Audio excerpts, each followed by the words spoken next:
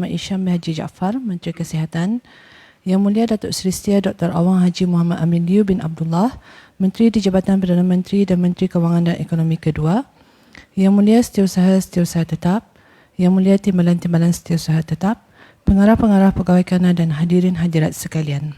Assalamualaikum warahmatullahi wabarakatuh dan salam sejahtera. Terima kasih kepada semua dan rakan-rakan media yang hadir pada sidang media bagi situasi terkini jangkitan COVID-19 di negara Brunei Darussalam. Sebelum memulakan sidang media ini, suka cita menjemput Yang Mulia Ustaz Haji Awang Nur Asilin bin Haji Puting untuk mengetuai bacaan surah Al-Fatihah dan doa terhindar daripada wabak coronavirus. Astaghfirullahaladzim, astaghfirullahaladzim, astaghfirullahaladzim, alladzi la ilaha illa huwal hayyul qayyum wa atubu ilaih. إلى حضرة النبي المصطفى رسول الله صلى الله عليه وسلم ثم إلى أرواح أزواجه وذريته وآله وأصحابه الكرام وخصوصا لهذا المجلس كافة عامة شيء لله لهم الفاتحة. أعوذ بالله من الشيطان الرجيم. بسم الله الرحمن الرحيم. الحمد لله رب العالمين الرحمن الرحيم مالك يوم الدين إياك نعبد وإياك نستعين اهدنا الصراط المستقيم صراط الذين أنعمت عليهم غير المغضوب عليهم ولا الضالين آمين. بسم الله الرحمن الرحيم. الحمد لله رب العالمين والصلاة والسلام على أشرف الأنبياء والمرسلين سيدنا محمد وعلى آله وصحبه أجمعين. اللهم صل صلاة كاملة وسلم سلاما تاما على سيدنا محمد الذي تنحل به القار وتنفرج به القراب وتقضى به الحوائج وتنال به الرغائب وحسن الخواتيم ويستسقى الغمام بوجهه الكريم وعلى آله وصحبه في كل لمحة ونفس بعدد كل معلم لك برحمتك يا أرحم الراحمين. اللهم أنت ربي لا إله إلا أنت خلقتني وأنا عبدك وأنا على عهدك ووعدك ما استطعت أعوذ بك من شر ما صنعت وأبوء لك بنعمتك علي وأبوء بذنبي فاغفر لنا فإنه لا يغفر الذنوب إلا أنت لا إله إلا أنت سبحانك إنا كنا من الظالمين لا إله إلا أنت سبحانك إنا كنا من الظالمين لا إله إلا أنت سبحانك إنا كنا من الظالمين. نعوذ بكلمات الله التامة من شر ما خلق نعوذ بكلمات الله التامة من شر ما خلق نعوذ بكلمات الله التامة من شر ما خلق. بسم الله الذي لا يضر مع اسمه شيء في الأرض ولا في السماء وهو السميع العليم. بسم الله الذي لا يضر مع اسمه شيء في الأرض ولا في السماء وهو السميع العليم. بسم الله الذي لا يضر مع اسمه شيء في الأرض ولا في السماء وهو السميع العليم. بسم الله والحمد لله محمد رسول الله لا قوة إلا بالله. بسم الله على ديننا وأنفسنا. بسم الله على أهلنا وأموالنا. بسم الله على كل شيء أقطعنا ربنا. بسم الله خير الأسماء. بسم الله رب الأرض والسماء. بسم الله الذي لا يضر مع اسمه داء. بسم الله افتتحنا وبالله اختتمنا وعلى الله توكلنا تحصنا بذي العزة والجبروت واعتصمنا برب الملكوت وتوكلنا على الحي الذي لا يموت. اللهم إنا نعوذ بك من البرص والجنون والجذام ومن سيء الأسقام. اللهم اصرف عنا وعن سلطاننا وبلادنا وجميع المسلمين في كل مكان البلاء والوباء والطعن والطاعون وسائر الأمراض وقنا الشر الرداء بلطفك يا لطيف يا خبير إنك على كل شيء قدير. اللهم اصرف عنا وعن سلطاننا وبلادنا وجميع المسلمين في كل مكان البلاء والوباء والطعن والطاعون وسائر الأمراض وقنا الشر الرداء بلطفك يا لطيف يا خبير إنك على كل شيء قدير.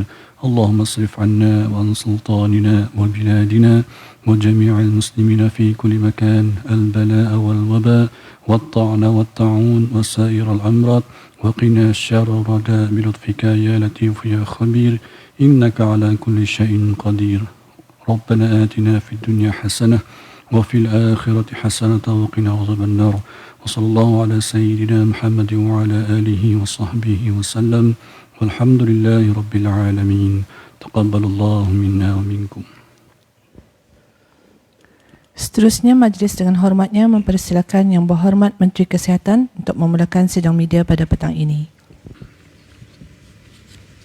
Bismillahirrahmanirrahim. Assalamualaikum warahmatullahi taala wabarakatuh dan salam sejahtera. Pada hari ini Ahad 11 Syakban 1441 Hijrah bersamaan dengan 5 hari bulan April 2020 Masihi. Alhamdulillah, dan dengan izin Allah Subhanahu wa taala juga, Kementerian Kesihatan ingin memaklumkan bahawa tiada ada kes baru yang disahkan dijangkiti COVID-19 di negara ini.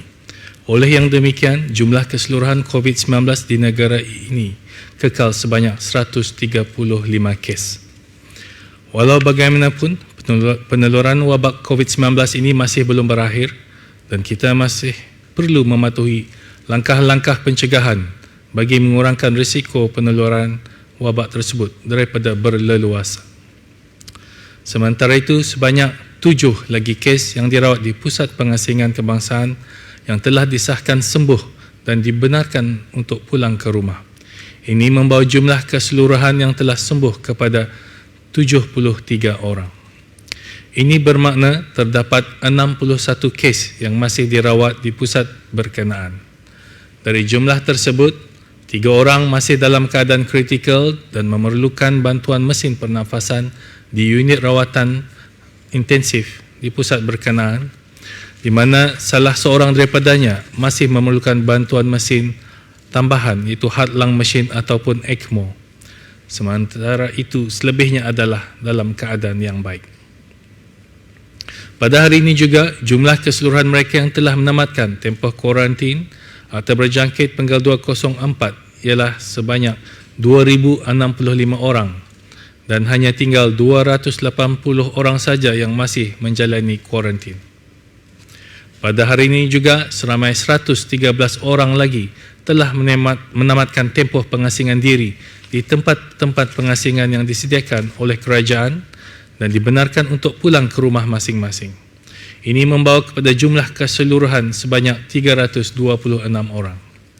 Sejak awal Januari 2020, sebanyak 8,129 ujian makmal bagi COVID-19 telah dijalankan yang membawa nisbah kepada 1 dalam 54 orang ramai yang sudah dibuat pemeriksaan bagi COVID-19. Kementerian Kesihatan sangat menghargai segala usaha dan kerjasama yang telah diberikan oleh semua pihak, sama ada dari pihak agensi kerajaan, agensi bukan kerajaan, badan sukarelawan dan orang ramai sendiri yang telah sama-sama memainkan peranan dalam memastikan pengawalan wabak COVID-19 di negara ini dilaksanakan dengan lancar. Sebagaimana yang telah dinyatakan beberapa kali sebelum ini, walaupun keadaan wabak COVID-19 di negara ini adalah terkawal, namun negara kita masih di bawah ancaman kemasukan virus tersebut dari luar negara.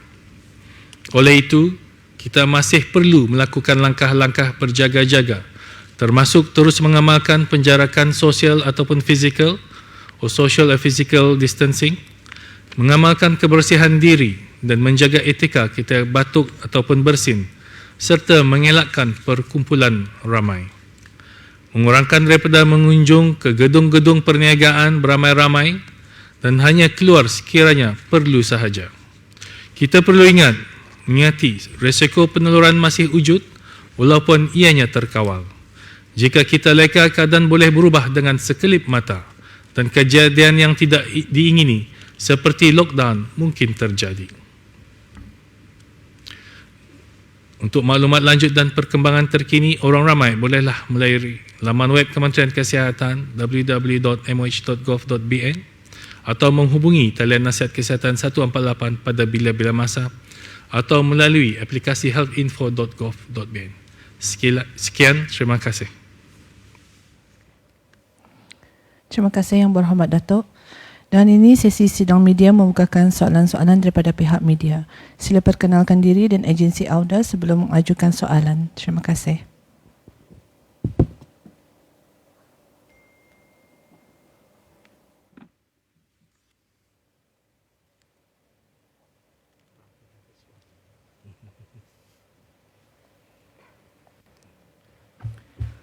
Assalamualaikum warahmatullahi wabarakatuh. Fazal Suraj, representing the Bruneian. This question goes to the Second Minister of Finance and Economy.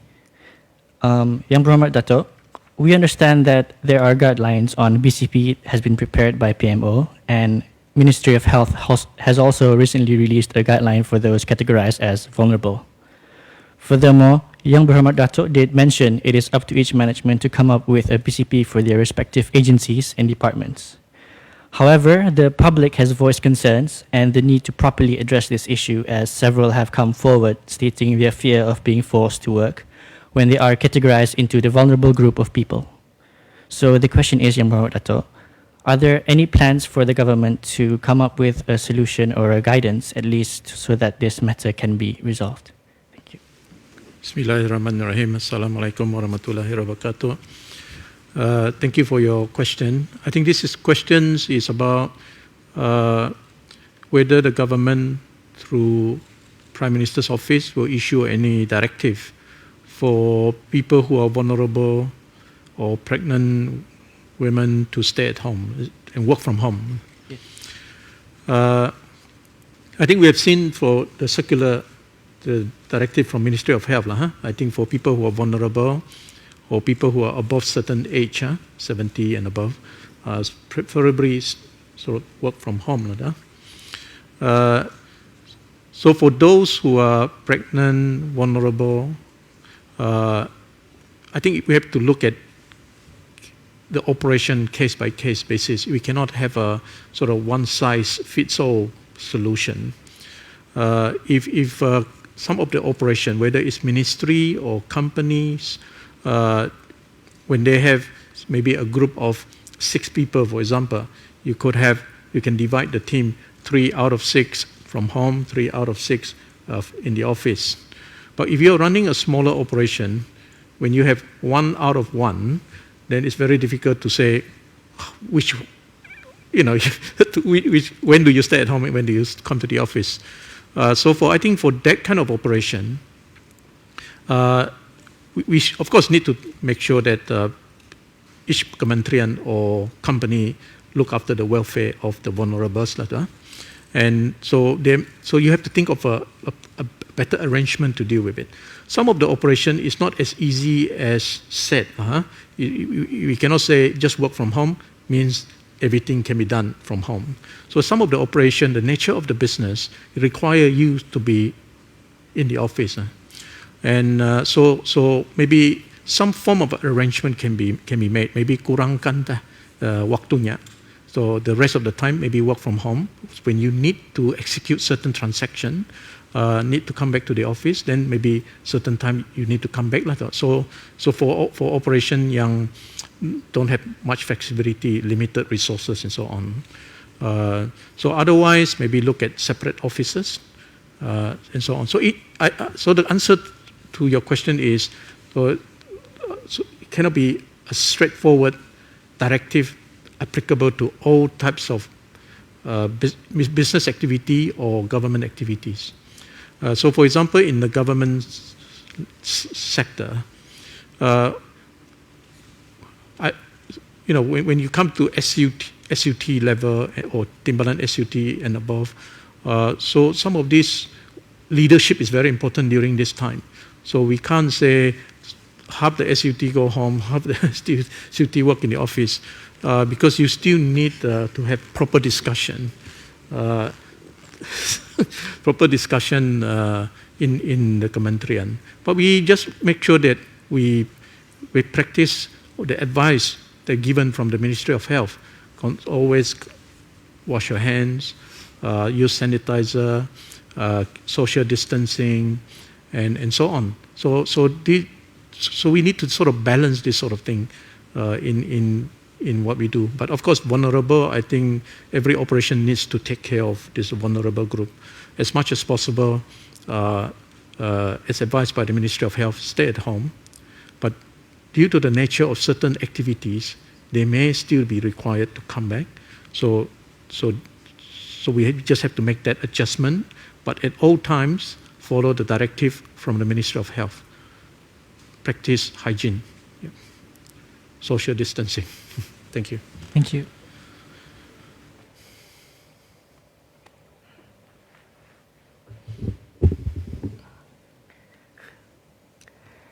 Assalamualaikum, Rano of Rano Adidas. Ini untuk yang berhormat Datuk Hisham. I know the cases ni makin turun kan, so bagi harapan untuk the public. Tapi there are still people macam messaging me, complaining me to me, they saying that masih nak ramai orang ke mall ke, with families and friends. I think because they see the number tu makin turun, macam okay, maybe it's okay. I know yang berhormat they explain in the statement just now, but this is a worrying sign actually, because people getting more complacent. Would there be extra measures for the public to to follow too? Okay, terima kasih. I think that's a very important question.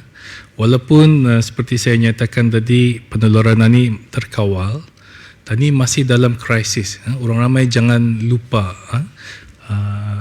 jangan leka. Jadi infection macam ni is complex bah. So that's why we still saying that menjaga tempat orang ramai, social distancing still ada, and practice best hygiene. Kalau bis kita lihat dari negara-negara yang tertentu yang sebelum ini sudah terkawal, lagi banyak okay sudah, now they have to lock down. Okay, and these are advanced countries. You should kejadian cuma ni sepatutnya terjadi lockdown, tapi disebabkan orang ramai leka, lihatnya dah banyak terkawal sudah sikit satu dua, dan jalan-jalan sana jalan sini, tu yang terjadilah. Dan tani mesti ingat, tani kes pertama 9 hari bulan, okay. Dan tani menutup pun border dalam berapa hari tu, 20 kah? You see the space between first case dengan tani menutup border, there's a good at least 2 weeks. Dalam 2 weeks tu orang masih keluar masuk tu. So, and tani melihat tadi punya data, asymptomatic is 50%. Okay, so ini yang dikhawatiri ni. That's why tani masih belum menyuruh muka restoran ke, sport center ke apa, because there is this gap, and kami Kementerian Kesihatan mengakui there is this gap of window. Sebelum tani orang kes pertama yang menutup atau, and waktu itu pun tani dah tahu penularan di negara-negara jiran tani, walaupun nampaknya sedikit, mungkin ada sudah community spread ke apa, tani dah tahu juga. Saat itu masih berjaga-jaga. Minimum is seperti dinyatakan 28 days of zero case. Ini baru sehari. Lama lagi tu. Okay. So, tani mesti mengingati, mesti berawas. Otherwise, apa yang tani buat selama ni is, dah berhasil. So we just have to sacrifice a bit more. Okay. Sikit saja lagi. Okay. So itulah. Masih. Okay, I now have 2 questions for Yang Berhormat Dato' Amin. Okay, the first question is regarding one of the measures. I think the public is still confused. I remember this is one of the first measures that was introduced, talking about corporate tax. There's a 30% discount corporate tax, and then also bill utilities and also on government buildings. Now, is this still applied to the selected sectors, because people think that it's applied to everyone else? Okay, answer your question first. So this one is, I think, is related to the announcement made on the 21st of March about certain measures that we are introducing to help the affected sector, like tourism sector, the hotels, and so on. So I think those are, for example, 50% discount on corporate tax for the year, and also 30% discount on the rental, and also electricity bill 15% discount. I think these are applicable for the affected sector. Then subsequently to that, I think there was also another announcement, I think the following week, on the 25% sort of help the government helping to pay the 25% of the salary of individuals. These are local individuals earning 1,005 and below. And that one is for everybody, but I think for the earlier announcement is for the affected sectors. But I do understand there are certain businesses that are renting government properties, for example, are also being affected. So I encourage those businesses to approach their respective kementerian where they rent the premises to put up their case to them. Okay. And my second question is regarding because we know that Dato' Hisham did mention, Dato' Hisham did mention about Brunei is in the bidding war when it comes to getting things from China. But there are also stories regarding how some countries are hijacking the pre-orders. So how assured are we that our orders are safe and untouched?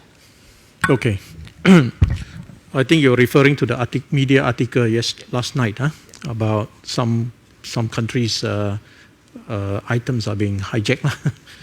In fact, I think 2 weeks ago when we tried to bring in new medical equipment through the partners that we work with, we managed to secure whatever we needed.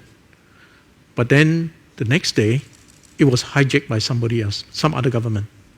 So we tried again, and we secured again the volume that we needed, and it was hijacked again. So twice. So eventually the third time, we still managed to secure it through, and the third time we really make a strong effort with the help of certain authorities to try to help us to secure these few units of medical equipment that we need. And then in order to ensure that it's not going to be hijacked by anybody else, our partner actually sent their workers to sleep in the factory so that nobody can steal the items. And alhamdulillah, with all the other equipments that we wanted to bring in, so we sent Royal Brunei, a charter flight through Royal Brunei to fly to that city to bring back all the equipment. So alhamdulillah, I think 2 weeks ago, or 10 days ago, we managed to bring all those back to Brunei now. So maybe Yang Muhammad Dato' can explain about, with all the equipments that we have brought back now, we actually have an assessment this morning talking about where we are with some of these items that we have. I think we are quite comfortable at this stage, given how we have managed to flatten the curve. And today there's no more new cases, and with the equipment that we have, we don't want to speak too soon. We, inshallah, with all the hard work that everybody put in, cooperation from everybody, no mass gathering, practice social distancing, wash our hands regularly, and so on, we will not see new cases. We will see more people recover, and with the machines that we have, in fact, is setting up our country's healthcare, not only during COVID-19, but beyond COVID-19, nicely going forward. Yeah, inshallah. Just want to add what Yang Berhormat Dato' Dr. Amin said. Alhamdulillah, despite the challenges yang barang tani kena hijack atau, we now have quite a number of ventilators with us sudah. Alhamdulillah. So we quite comfortable with our preparedness. Tapi tani terus berdoa lah. Yang penting apa ni dari Yang Maha Esa juga. So yang penting tani terus berdoa agar penularan ini dapat dikawal dengan baik. Okay. Terima kasih Yang Berhormat.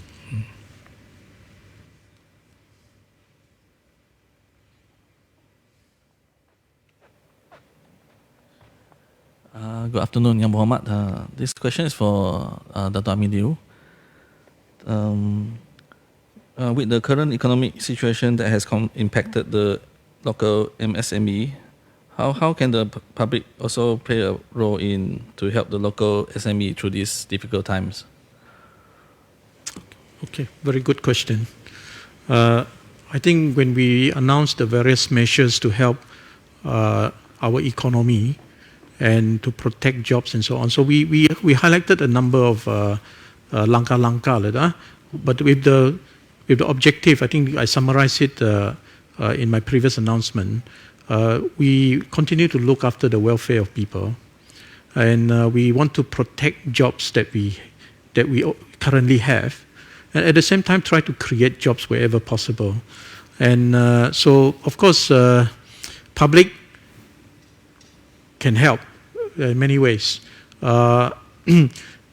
We have called up, in fact, this Manpower Planning and Employment Council, we have called up quite a number of companies and to help make inquiry about whether they are hiring more people or not.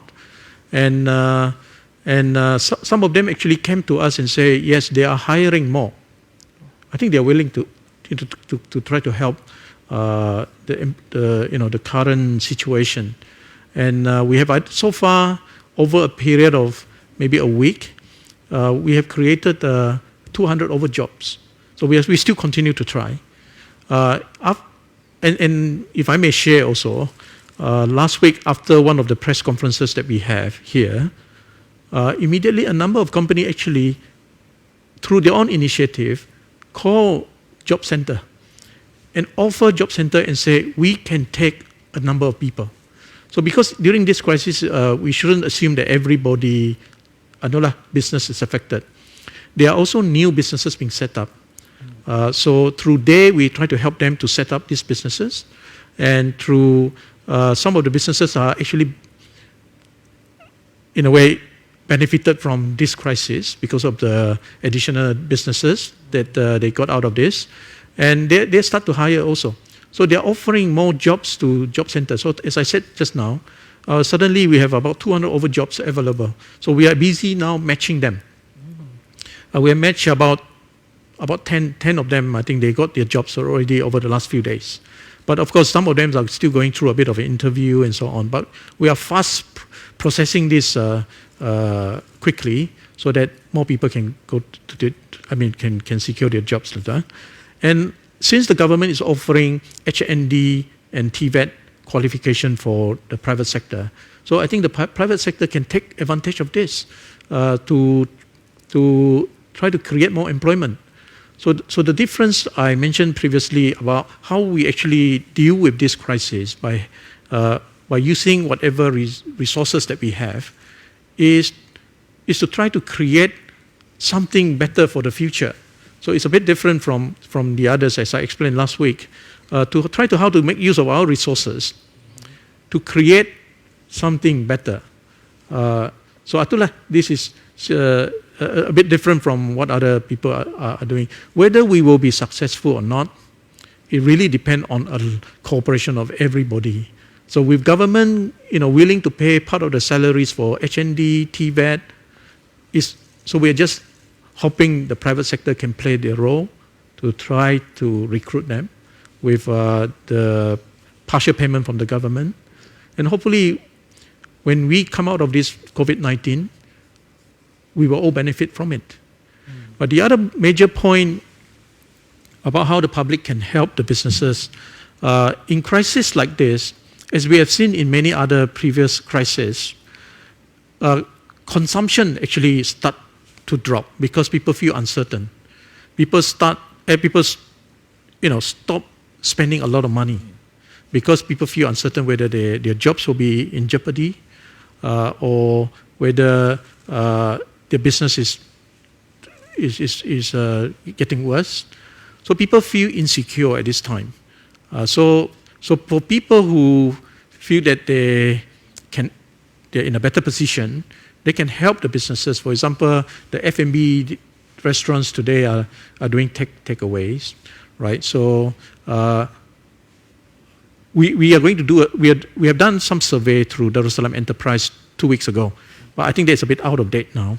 So we are starting a new survey this coming week to try to understand the impact of this COVID-19 on the businesses a bit more in depth. So if some of these restaurants today are doing takeaways, probably we can do our part, whoever is in a position, to try to help out. So in my case, I take turn to go around buying takeaway from a few restaurants. In a way, in a small way, trying to help them also. Yeah, so maybe other people can do that also. I think consumption is the issue. So if in normal time people will just spend like usual, but today maybe consumption is a bit less. So where we could sort of help to make up the difference. So everybody can do their part. Yeah.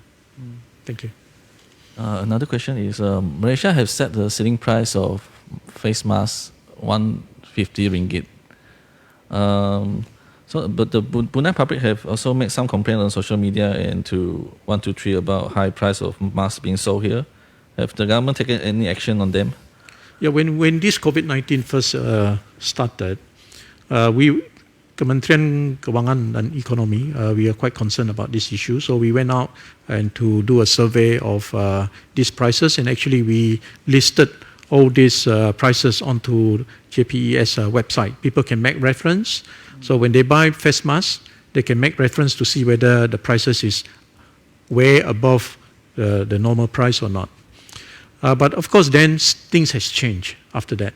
Globally, the whole world is short of face masks, and everybody is fighting to grab more face masks.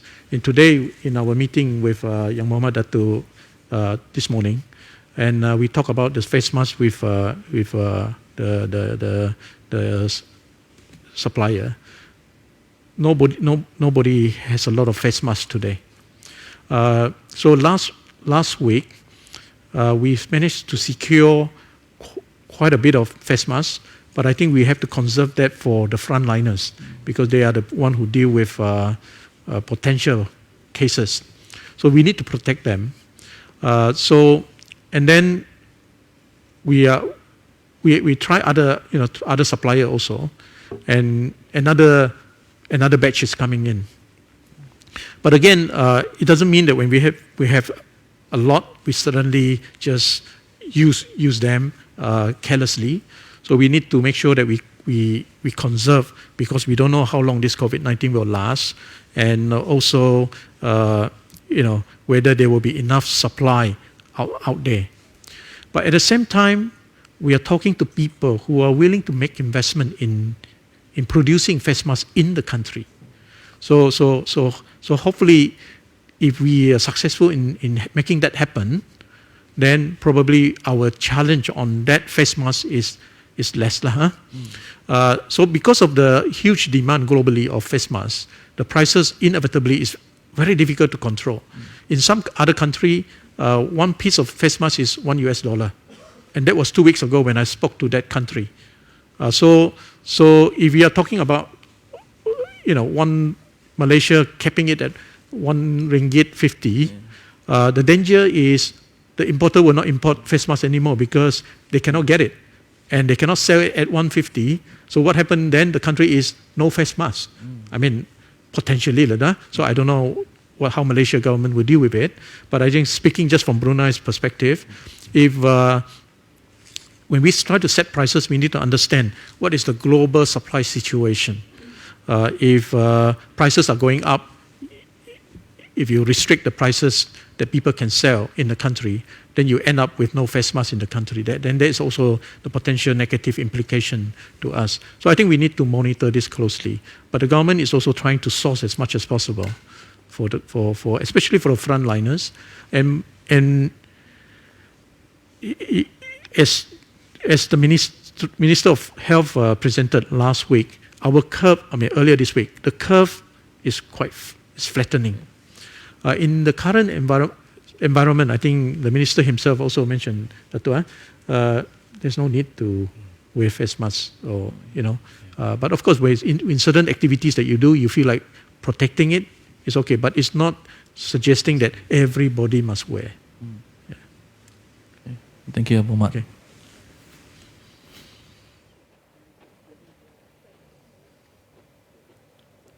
Assalamualaikum warahmatullahi wabarakatuh. Dato', I am Rasida from the Scoop. This question is directed to the Minister of Health. Dato', yesterday you announced that incoming travelers will no longer be given the option to self-isolate at home following reports of non-compliance in self-isolation rules. So would you be able to share with us how many of these individuals are caught not complying with the rules, and then will there be any action taken against them? Thank you. Terima kasih. We have reports people jalan-jalan keluar lah. Yeah. But the problem is they report it to us. They should report it to the police with evidence. That's why I say kalau bisa kita nampak orang sepatutnya isolated ni di rumah and ia arah kadai jalan-jalan, then we should take a picture and report it to the police. We have a few incidents, but unfortunately itu tu, there's no evidence for us to act on it. So if you nampak orang macam ni, then you should inform the police. Jadi untuk memastikan keberkesanannya ni, jadi we have to ngambil langkah macam mana ni lagi. Dah pulang semua tu hanya orang sebab nilas titik rusak susu sebelang. But macam mana juga we have to protect our public, and we rasa macam inilah yang sebaiknya.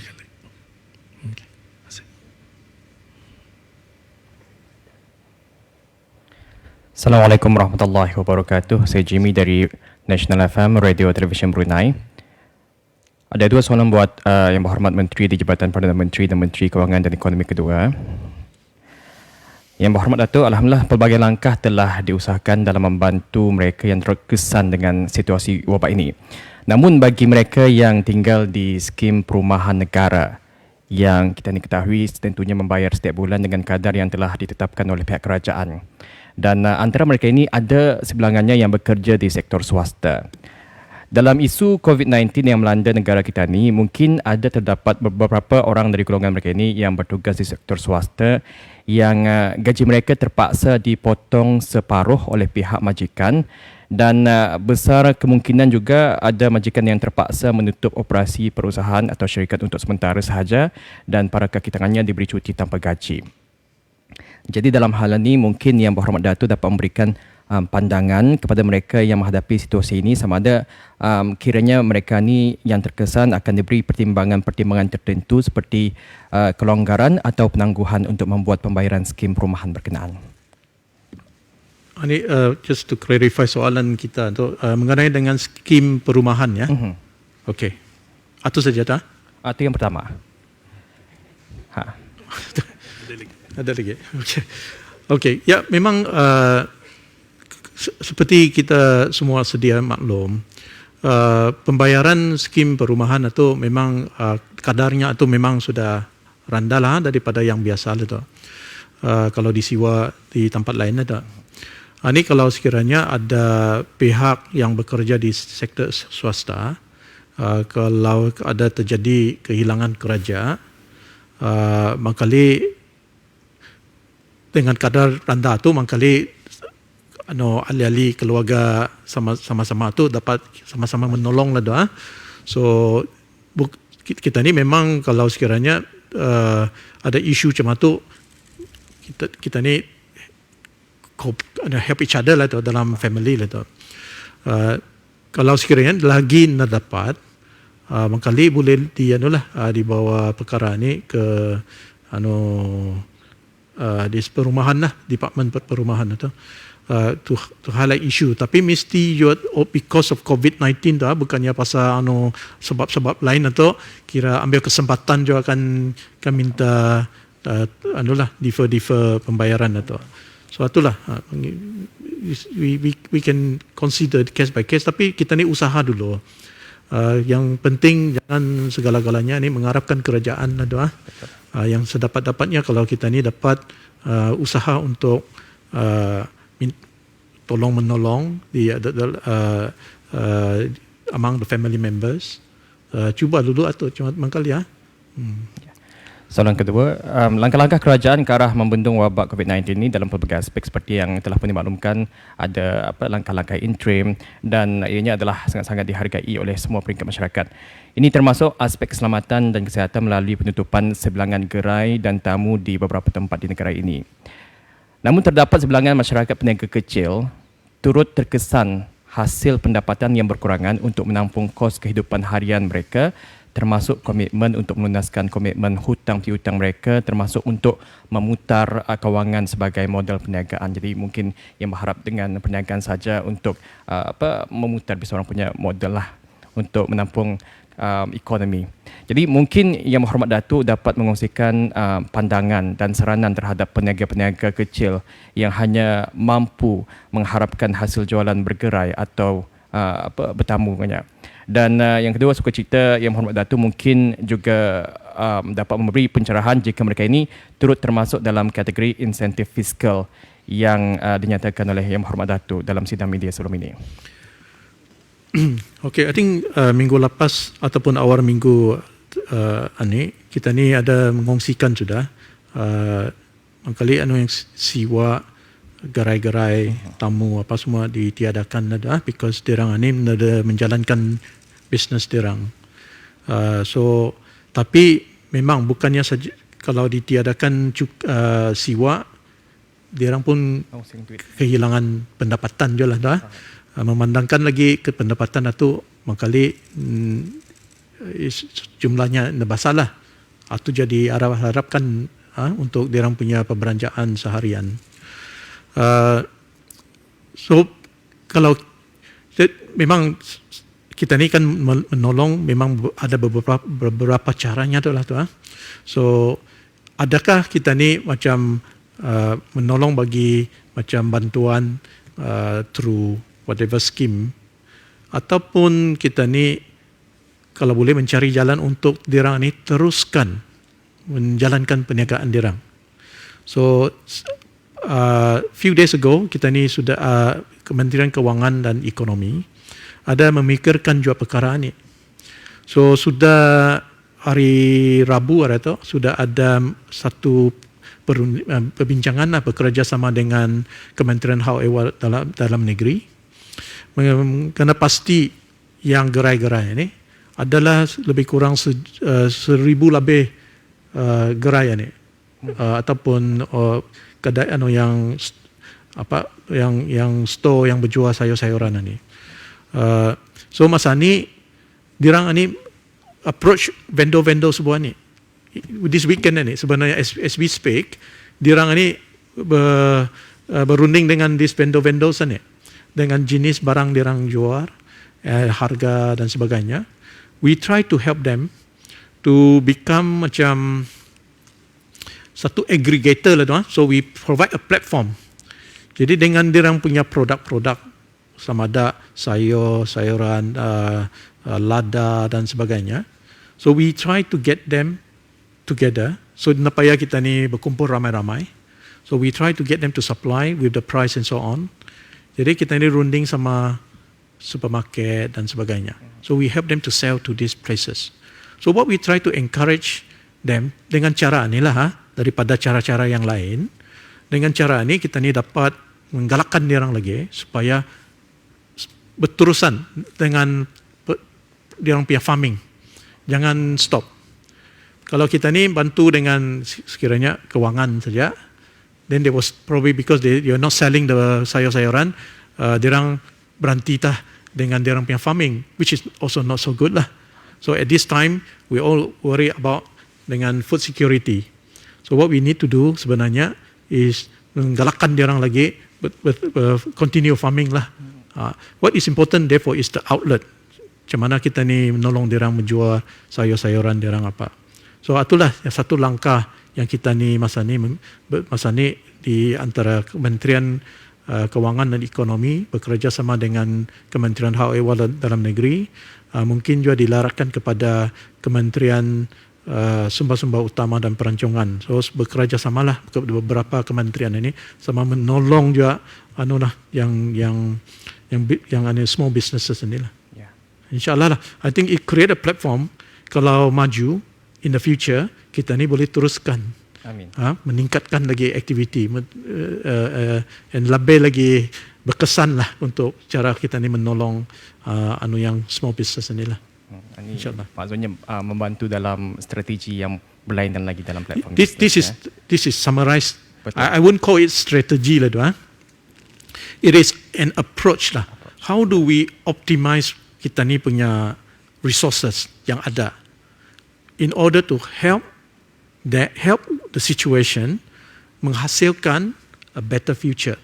And that's why we keep saying kalau ni langkah-langkah ni kalau maju, we come out of this stronger. Itulah yang kita ni masukkan Datuk lah. Amin. Terima kasih Yang Berhormat. Dan soalan buat Yang Berhormat Menteri Kesihatan. Dalam kenyataan media semalam, kes 135 adalah merupakan kes yang menaiki banyak penerbangan, iaitu dari Makassar ke Jakarta, selepas itu ke Kuala Lumpur, selepas itu ke Miri, serta seterusnya melalui jalan darat balik ke negara ini. Beliau menunjukkan simptom seperti yang dimaklumkan, itu batuk sejak 22 Mac 2020, iaitu jika diandaikan beliau telah positif sejak 12 hari yang lalu, WHO menggariskan yang seorang kes positif mampu menjangkiti nisbah 2.2 ataupun 3 individu yang lain. Jadi dalam hal ini, bolehkah Yang Berhormat Datuk mengesahkan sama ada kes 135 ini telah disahkan positif oleh pihak berkuasa Kesihatan Indonesia atau Kementerian Kesihatan Malaysia pada 22 Mac 2020 atau selepasnya? Dan kalau sekiranya ada, bagaimanakah prosedur penghantaran kes positif di dalam kapal terbang dan seterusnya melalui jalan darat? Sama ada kes positif perlu mengenakan pakaian khusus. Okay, terima kasih. Seperti yang diterangkan semalam, pesakit ini buat perjalanannya dan perundingannya sendiri. Okay. Jadi di sini apa yang dimaklumkan oleh Kementerian Kesihatannya, ia sudah membuat pengasingan diri dan diberi macam clearance lah, that ia negatif. So, of course we have to trust him lah. Itu yang dia beritahu. Ataupun mungkin dia beritahunya semua pihak. Satu ia boleh terbang atau. Iatah. Yang penting sekali macam mana ni, itu ni, kejujuran. Okay? Bukankan mentingkan diri sendiri, seperti yang Bisketa mention, the R0 2.0 boleh menjangkiti easily 50 to 100 dalam sehari dua. Walaupun dia beritahu ia sudah negatifnya, we still do our test lah. Unfortunately, kami minta pengesahan dari beliau, mana suratnya apa-apa, anda adalah. So, tapi we do our test and it came positive. So, ini diumumkan pulang di our rakan di Malaysia. So, itu tu. If you know you're positive or if you don't know you're positive, you should inform us, then we can boleh mengaturkan something lah. Dan kalau ada positif pun, seboleh-bolehnya yang terabang tu, we will not mengaturkan macam mana. Unlike macam mengambil orang in a risk areas, macam yang bawa student lah. Itu lain tu, bawa orang dari Wuhan mula-mula, where the density of positif sana tinggi. Jadi pihak penerbangan RB dan kru apa semua, kami memakai semua PPE tu.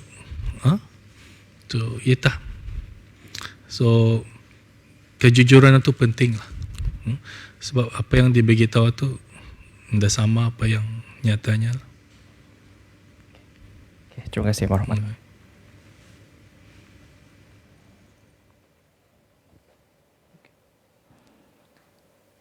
Terima kasih atas soalan-soalan yang diajukan dan terima kasih juga kepada Yang Berhormat Datuk atas penjelasan yang diberikan.